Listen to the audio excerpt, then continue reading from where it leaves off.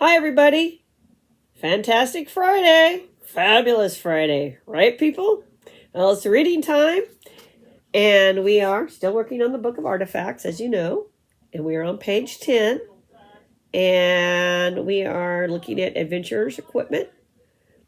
And today we are covering Edison's mirrors made by Mary and Dana. And looks like two others.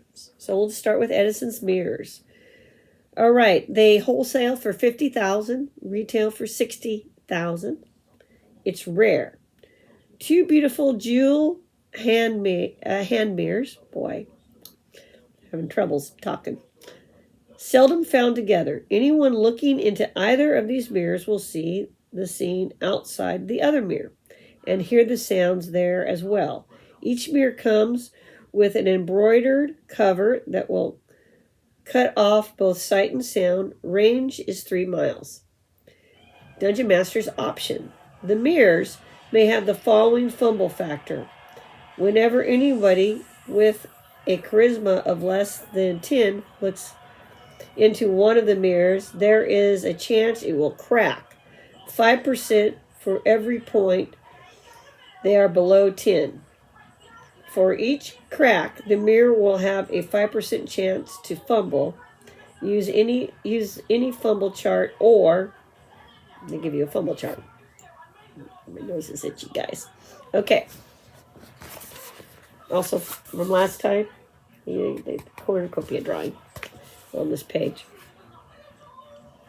1. Will not turn off when covered. 2. Magnifies sound. 3. Magnifies light. 4. Shows obviously wrong scene. 5. Shows right scene, but major element wrong. 6. User sees own face, compelled to comb hair, etc. So it looks like you get compelled to continuously groom yourself until somebody gets that mirror covered up. Okay. Item number 2 for today. Extendable rope. This one's by Dana, or Dana, D-A-N-A. Okay. Wholesale's $5,000. Retail is $7,000. Common. Looks like normal rope, 10 feet, or Dungeon Master's option. When one end of the rope is held and a command word spoken, the rope will grow from the other end at 10 feet per round until the holder commands it to stop. Maximum is Dungeon Master's option. The new growth may be cut into any lengths desired, will be normal rope. If the original 10-foot section is cut, it loses all magic. So be careful on that. Okay. But that would be a cool thing to find. I mean, not all treasure, guys, has to be gold. Just saying. And we're going to do there are three items this time. Magic Quill, also by Dana. It looks like wholesale is $5,000 and retail is $10,000. Uncommon for mages only. All right. Looks like a normal writing quill. Upon utterance of a suitable command word, Dungeon Master's option, a magic quill will write everything the user says until he utters the command word again. Range, it says 50 feet by 10 feet per level. The quill produces its own ink, but otherwise it acts as a normal quill. 10% of these quills are defective. They can write non-magical material correctly, but when they write a spell, it always fumbles. Backfires on caster or Dungeon Master's option. So, how that's going to backfire, it's up to you. It could cause this writing cause spell go off,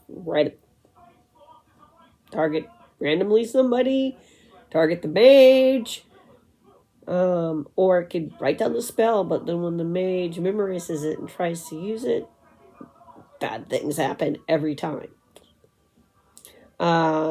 So there's a couple options of how to handle that. So that is the end of this half until we pick up on aventurine equipment again. I'm looking at it. I don't know. Put in your comments. I can do traps next week, or we can just finish this page next week as well, if that's more like everyone's jam. So page 4, definitions and commentary, continued. Excerpts from Brother Samuel's commentary. Oh yes, 'tis the difference in magic and science ye see here. The magic be ever personal, and the dealings of some person with the person of Brahma, who is the universe around about. So it must be true magic, there be some spirit to do it. And as true magic deals with the universe in its true aspect, as Brahma, one and whole knowing, so it cannot act in isolation, as some mages would have their devices do. But if the smallest action would disturb Tanstoffel or the Delian, the whole Brahma is disturbed, and in Delos, if merciful, he fumble the actum, or if serve, he lets it disturb, and the user must pay the karma.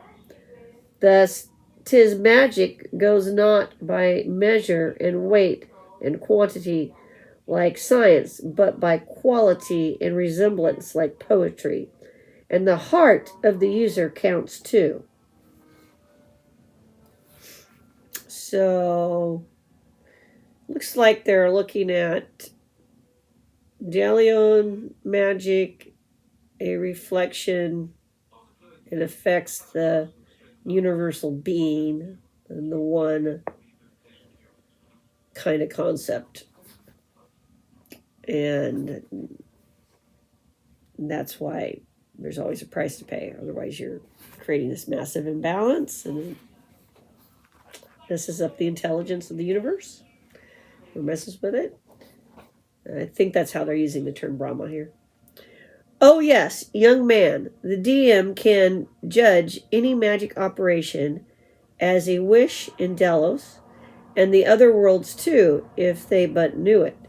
For that's all magic is, wishes. A cure wounds is not but I wish he were cured. A bless spell is I wish he were better. 'Tis like the augury machines of the technos with their discs and their programs. A program may be easy for any to use and do only one thing. That's like a cure spell or such. Or he be hard to use but do many. That's like a wish. But 'tis the same workings inside and hath the same crashes. Yes, and I know that some lands 'tis otherly or seems so, and these objects they call magic do act like machines and put out a sausage all the same size. Be like they do not true magic at all, but some technoscience, so far advanced 'tis indistinguishable. Or be like some powerful reverse animation beyond them to hold them in check.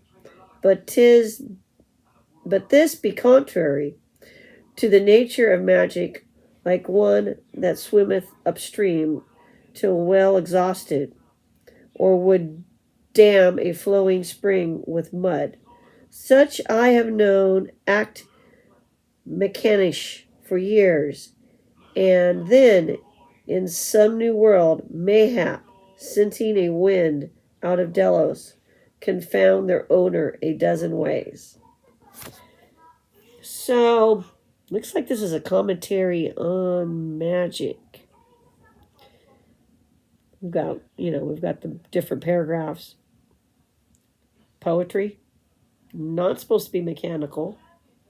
Supposed to have checks and balances, give and take. And it looks like it's supposed to be unpredictable.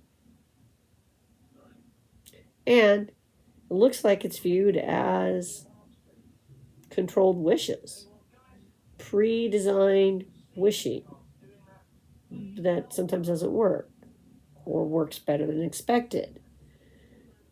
So that's a thought on your magic systems that you may be using. I know that some of the modern systems like Dungeon Crawl Classic has things like that. And believe it or not, original D&D, there is a chart in chainmail that if you use it, spells don't go off just automatically. No. And they can backfire. There is a chart in chainmail. Might have to get that out and show you guys. But that's for another series. Anyway, have a great day. Like, comment, subscribe, tell a friend. Let me know how I'm doing. Let me know the things you're interested in. If I have them, we'll go over it. Why not? Have a great day. Bye, everybody.